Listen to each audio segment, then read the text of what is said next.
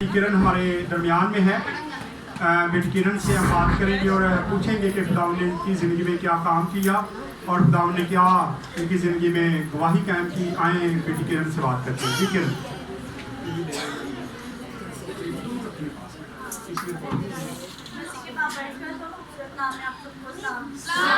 मेरी गवाही कुछ इस तरह है कि मेरा बेटा बहुत बीमार था। जब हम हॉस्पिटल से भी घर ही आए तो बहुत बीमार हो गया, रोता था, चीखता था, चिल्लाता था। तो हमें समझ नहीं आती थी हम क्या करें।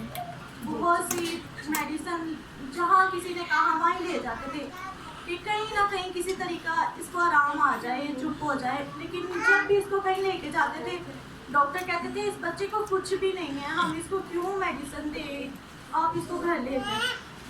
हम बहुत रोते थे, बड़े परेशान थे। अम्मी अब्बू, ठंड होती थी, सर्दियाँ थी, जहाँ किसी ने कहना ले जाना है।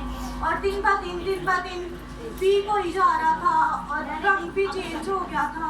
हमें समझ नहीं आता था हम क्या करें। फिर किसी ने बताया आप इसे पास्टर आसिफ के पास लेके जाएं।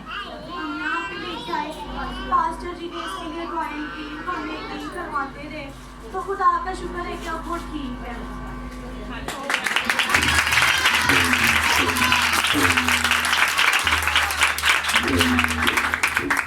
मैंने बहुत देर से कहा हुआ था कि मैं गवाही दूंगी, लेकिन नहीं हिम्मत होती थी, जैसे कहना कि शर्माती थी।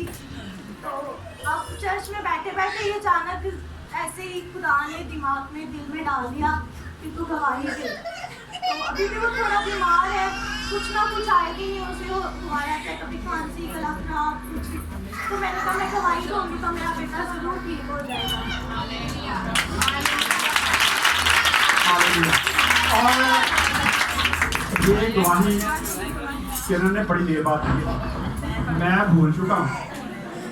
शायद इनको याद हो, बाजी चंदा के घर में मैं बैठा था, विजिट पे था, तो बाजी रजिया इनके बेटे को लेके आई थी कि ये बच्चा बड़ा रोता है, आप इसके लिए दुआ करें। और मैं बल्कि बोल रहा था, मैं क्या इसका माँ बाप किधर है, आप बच्चे को लेके आ गए तो इसका माँ बाप किधर है, आप उसको भी लेके आए।